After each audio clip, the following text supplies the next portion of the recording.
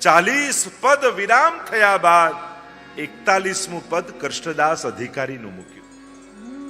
કારણ જેનો અધિકાર હોય ને એ જ 41 સુધી પહોંચી શકે, આ એક સુધી પહોંચી શકે.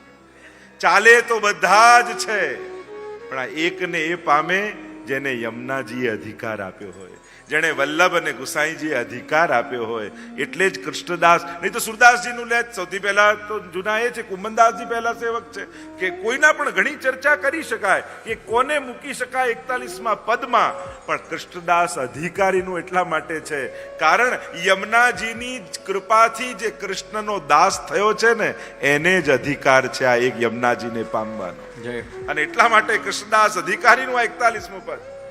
શરણ પ્રતિપાલ ગોપાલ, માનો 40 પદોના સાર રૂપ, શિખર રૂપ. જેમ પર્વત પર ચડતા જાઓ અને શિખર પર આવો, અને શિખર પર આવો તો તમને આખું પર્વત દેખાય, આખું દ્રશ્ય દેખાય. એમ જયારે 41મા પદના શિખર પર હો છો ત્યારે તમને 40 પદની એ માળા દેખાય કે આ એક એક મણકો છે, અને એક એક મણકો, અને ત્યાં એક એક મણકામાં શ્રી યમુનાજી છે, એનું મહાત્મ્ય છે, લીલા રૂપ ગુણ ધામ આ બધું જ બિરાજમાન છે. અને શિખર ઉપર 41મા પદે છે શરણ પ્રતિપાલ ગોપાલ રતિવર્ધિની, અને ઉભય કર જોર કૃષ્ણદાસ વિનંતી કરે, કરો અબ કૃપા કલિંદ ગિરી નંદિની. શરણ પ્રતિપાલ, શરૂઆત થયું સંગથી, પિય સંગ રંગ ભરી કરી કલોલે. સંગથી શરૂઆત થઈ પહેલા પદમાં, વિરામ થયો શરણ પ્રતિપાલ. તો સંગ યમુનાજીનો રાખશો તો શ્રી ઠાકોરજીની શરણાગતિને પ્રાપ્ત થશો. એક ચર્ચા આપણે એક પદ સાથે કરી શકીએ. બીજું પદ, ત્રીજું પદ, ચોથું, એમ 41 આ 41મા પદ જોડે 40 પદોને જોડી શકીએ. શરણ પ્રતિપાલ ગોપાલ રતિવર્ધિની, શરણાગતને પ્રતિપાલન કરનારી. એક માનો જનની રાખત પુત્ર બારે, એક નાનકડા બાળકને જેમ માં સાચવે છે એ જ રીતે યમુનાજી આ જીવરૂપી બાળકને સાચવે છે. એનું રક્ષણ પોષણ બધું જ યમુનાજી જેમ માં કરે છે, એમ આ ભક્તિ માર્ગમાં, પુષ્ટિ માર્ગમાં તમારી ભાવની રક્ષા અને તમારા કૃપાનું પોષણ એ યમુનાજી જ કરનારા છે. શરણ પ્રતિપાલ. હવે શરણની ઘણી બધી ચર્ચા આપણે કરી શકીએ. આશ્રય, આધાર, શરણાગતિ, આ બધા જુદા જુદા તત્વોની ચર્ચા કરી શકીએ છીએ. શરણ પ્રતિપાલ ગોપાલ રતિવર્ધિની. યમુનાજી કેવા છે? ભગવત પ્રેમનું દાન કરવા વાળા છે, એવા શ્રી યમુનાજી છે. અને છેલ્લે કૃષ્ણદાસ કહે, કૃષ્ણદાસ ઉભય કર જોર. કારણ કે બધા ગુણગાન કર્યા પછી, બધું મહાત્મ્ય ગાયા પછી જીવને એની અસમર્થતાનું ભાન થાય કે હું તો બીજું કાંઈ કરી શકું એમ નથી, નમન કર્યાથી અધિક. આપને શું કરી શકીએ? પ્રણામો દુઃખ. ભાગવતમાં પણ પ્રણામો દુઃખ સમનમ, છેલ્લે પ્રણામ કર્યા. કારણ કે જ્યારે મહત્તા દેખાય ને, ભગવાન મોટા છે એ સમજાય તો પોતાની અલ્પતાનું ભાન આપમેળે થઈ જાય.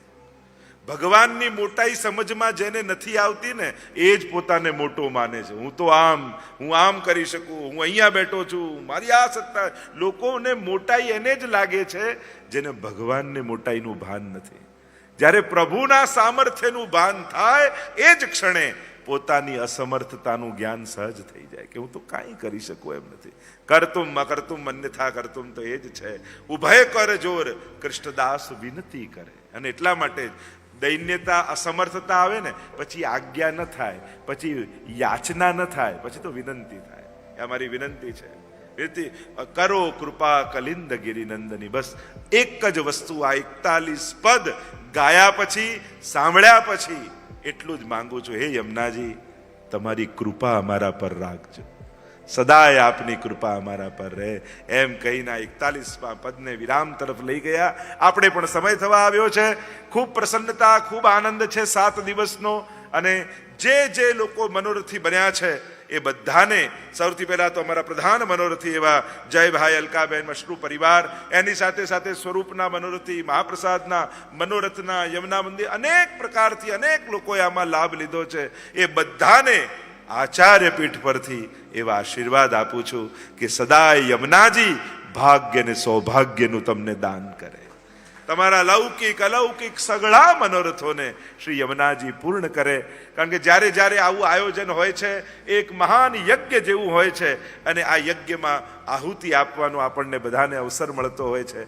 મનોરથી કેટલાક પરિવાર બને તો કેટલા લોકોને સત્સંગના અહીંયા જેટલા છે એટલા તો છે જ, પણ ટીવીના ચેનલના માધ્યમથી એ આસ્થા પર 12 તારીખથી આવશે યા યુટ્યુબ ચેનલ પર લાઈવ આવે, હજારો લોકો દુનિયાભરમાં આ સત્સંગના આનંદને પામતા હોય છે. ખૂબ લોકોના સમાચારો મળે, પ્રસન્નતા મળે, ખૂબ સુંદર આયોજન છે, ખૂબ સુંદર વ્યવસ્થા છે, ખૂબ લોકો લાભ લઈ રહ્યા છે. અને આપણે બધાએ જેણે યમુના પૂજન આદિનો લાભ લીધો ખરેખર ભાગ્યશાળી. કહત ગોવિંદ શ્રી યમને કી જા પર કૃપા, જેની યમુનાજીની જેના પર કૃપા થાય એ જ આ ફળને પ્રાપ્ત કરી શકે.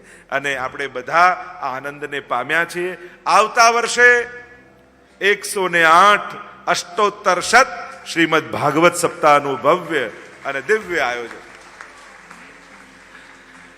ખૂબ મોટો પ્રતિસાદ લોકોનો મળતો હોય છે અને મળે જ છે હંમેશા. એટલે આ વખતે પણ એવા સુંદર રીતે આપણે 108 પોથી સહિત શ્રીમદ ભાગવત સપ્તાહનું, કારણ કે આપણા શ્રીનાથ ધામ આપણું નાથદ્વારા યુકેનું એને 5 વર્ષ પૂર્ણ થવા જઈ રહ્યા છે.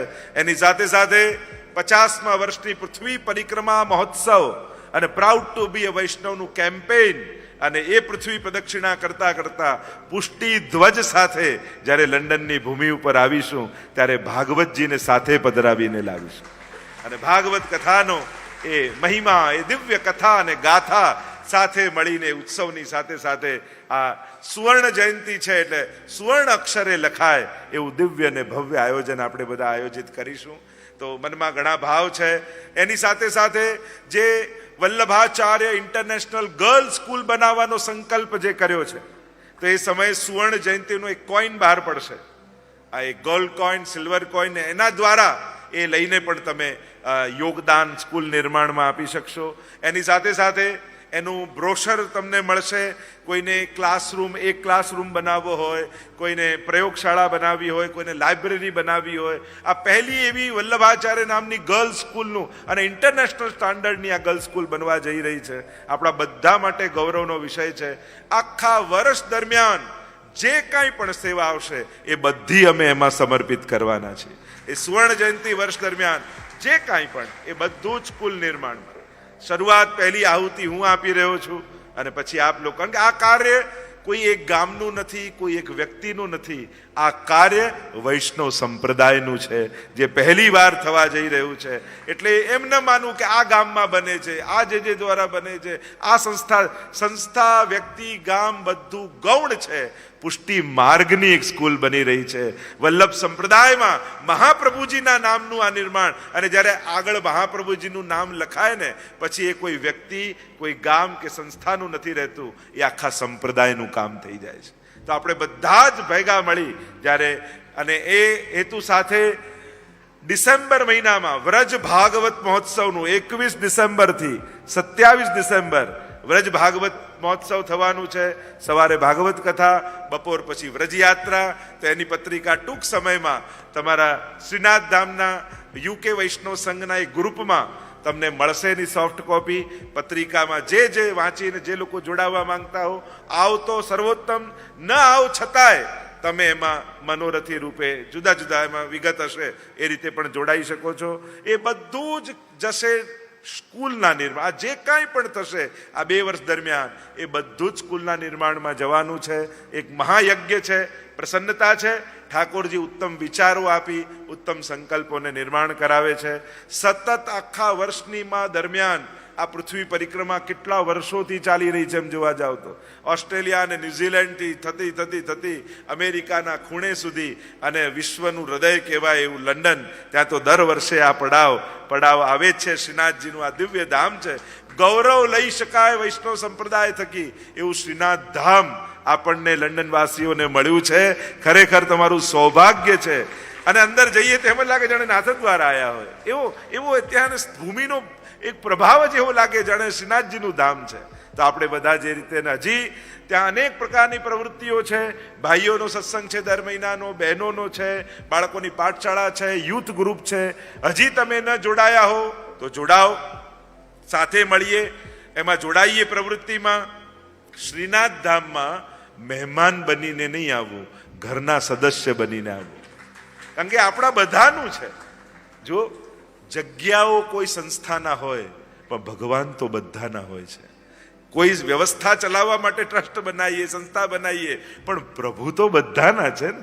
ઠાકોરજી તો દરેક વ્યક્તિના છે, અને દરેકે એ જ ભાવ રાખીને આવવું. મારા શ્રીનાથજી બાબા બિરાજે છે, મારા ઠાકોરજી બિરાજે છે. આવો ભાવ રાખી, પોતાનાપણાનો ભાવ રાખી જ્યારે આપણે આવીએ છીએ, કરો કૃપા હું કરું વિનંતી, પોતાનો કરી જાણો. ગોપાલદાસે પણ કહ્યું ને, કઈ કૃપા કરું, મને પોતાનો ગણો.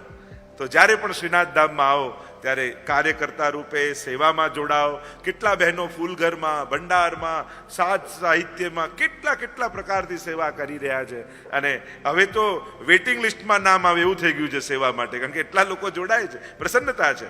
પણ ભાઈઓને અપીલ કરીશ, મહિનામાં 2 કલાક ભાઈઓના સત્સંગ માટે કાઢો. ને અમે તો એ વિચાર કરી રહ્યા છીએ કે હવે સત્સંગના પ્રવાહને દૂર સુધી લઈ જઈએ. લંડનના જુદા વિસ્તારોમાં પણ, જેમ સાઉથ લંડન છે કે દૂર સુધી નથી અહીંયા આવી શકતા, તો ત્યાં આવા સત્સંગ સેન્ટરો ખોલવા કે દર મહિને ત્યાં પણ એક સત્સંગ સભા થાય, એવી ભાવના લંડનના દૂરના વિસ્તારોમાં, યુકેના જુદા ગામોમાં આવા પ્રકારની સત્સંગ દર માસિક સભાઓ, મંથલી સભાઓ થાય. ત્યાં ઠાકોરજીનું ચિત્ર બિરાજતું હોય, મનોરથો થતા હોય, અને સત્સંગ માટે દર મહિને ભેગા થાય, એવા પ્રકારનું ભવિષ્યમાં. અને એ પ્રવાહ પાછો યુકે પૂરતો મર્યાદિત ન રહેતા, યુરોપની દરેક કન્ટ્રીઓમાં પણ ત્યાં સત્સંગ સ્થાપન થાય. જો હમણાં જર્મનીમાં કેટલું સુંદર રીતે ચાલી રહ્યા, અમારા જસ્મીનભાઈ ખૂબ સુંદર કાર્ય કરીને બધાને સંકલિત કરી અને સત્સંગનો સુંદર પ્રવાહ ચલાવે. તો એ રીતે યુરોપના, કારણ કે 50 દેશોમાં આ પૃથ્વી પરિક્રમા થશે, તો આ જ્યાં જઈશું ત્યાં સત્સંગ નહીં હોય તો સત્સંગની સ્થાપના થશે, અને પુષ્ટિ ધ્વજ વિશ્વમાં લહેરાય એના માટેનો પ્રયાસ કરવામાં આવશે. તો આ બધું જ વડીલોના, પૂજ્ય પિતૃચરણના આશીર્વાદ છે, માતૃચરણના આશીર્વાદ છે, ગોપાલ પ્રભુની કૃપા છે. આ બધા વડીલોના આશીર્વાદ થકી જ આ દેહ કંઈ કાર્ય કરી શકે છે. દેહની સીમાઓ હોય છે. જો વ્યક્તિની સીમા છે, વિચારોને કોઈ સીમા નડતી નથી. જ્યારે તમારી પાસે ઉત્તમ વિચાર હોય ને, પછી એને કોઈ વિઝા લેવા પડતા નથી, એની સુગંધ તો આપમેળે વિશ્વમાં ફેલાઈ જતી હોય છે. તો જ્યારે નિસ્વાર્થ ભાવે સમાજના કલ્યાણ માટે, સંપ્રદાયના કલ્યાણ માટે, જગતના ઉત્થાન માટે જ્યારે કોઈ વિચાર લઈને જઈએ છે, ત્યારે લોકો જ એના દૂત બની, પવન બની અને વિચારોને ચારે બાજુ ફેલાવતા હોય છે.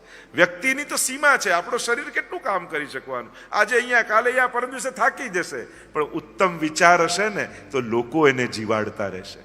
તો એ ઉત્તમ વિચારોની સુવાસ એ ધ્વજ રૂપે આપણે ઘર પહોંચાડવાનું છે. પ્રાઉડ ટુ બી અ વૈષ્ણવ, વૈષ્ણવ થવાનું ગૌરવ દરેકના જીવનમાં જગાડવું છે, અને એ જ આપણી સફળતા અને સાર્થકતા છે.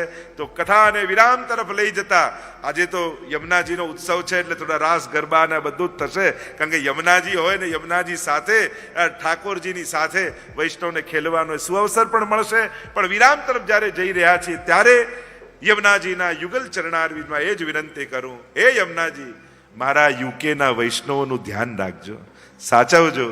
એ સ્વસ્થ રહે, સમૃદ્ધ રહે, પ્રભુ દરેક પ્રકારથી એમના દ્વારા ભગવત સેવા કરાવે, એમનું ચિત્ત સદા અલૌકિક બનેલું રહે. એ જ યમુનાજીના ચરણોમાં વિનંતી કરું છું. અમારા યુવાન કાર્યકર્તાઓ એવા સરસ દોડીને કાર્ય કરે, આપણા બાળકો નાના એવા સરસ રીતે, નાના યુવાનો પણ પોતાના પગારમાંથી કાઢીને મનોરથી થાય છે. લોકો આ એક આપણને સંકેત આપે છે, તો કેવું એક પ્રેરણા આપે છે યુવાનો. આ જ આપણું ધન છે, આ જ આપણી સફળતા છે, કે બાળકો સુધી એ આપણી જે સંસ્કૃતિ છે, આપણો જે પરંપરાઓ છે, એ આગળની પેઢીમાં આપી જઈએ ને તો જ આપણી સફળતા છે. પ્રભુના ચરણોમાં એ જ વિનંતી કરું છું.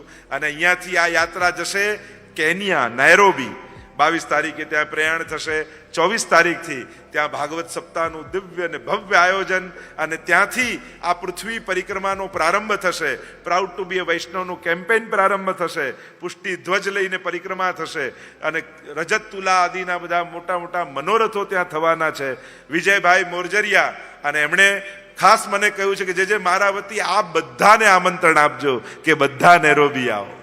આ મહોત્સવમાં લાભ લેવા માટે વૈષ્ણવ સંપ્રદાય ગૌરવ લઈ શકે એવું સુંદર વલ્લભ ધામ ત્યાં નેરોબી ખાતે નિર્મિત થયું છે.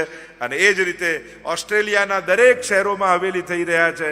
એ સિડની, મેલબર્ન, એડિલેડ, પર્થ અને હમણાં ઓક્ટોબરની 18, 19 ને 20 સિડનીમાં વ્રજ હવેલીનો પાટોત્સવ થવાનો છે. ત્યારબાદ બ્રિસ્બનમાં થશે, પછી નેક્સ્ટ યર પર્થમાં. અમારા દરેક સ્થાનોમાં ભગવત કૃપાથી કાર્યો થઈ રહ્યા છે. ભારતના અનેક શહેરો હોય, યુએસએના અનેક શહેરોમાં, અને ત્યાં પણ ઓર્લાન્ડો ખાતે આખું પહેલી વૈષ્ણવ એકેડમીનું નિર્માણ થયું છે. અને હમણાં જ કેમ્પ હતો, વૈષ્ણવ કેમ્પ. તો આ બધા સુંદર કાર્યો થઈ રહ્યા છે દુનિયાભરમાં.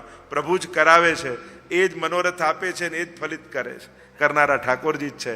ખૂબ મારી પ્રસન્નતા, ખૂબ આનંદ અભિવ્યક્ત કરી મારી વાણીને વિરામ આપતા બોલો ગોવર્ધન નાથ કી જય, વલ્લભ કી જય, શ્યામ સુંદર શ્રી અમને મહારાણી કી જય, ગોપાલ લાલ પ્યારે કી જય.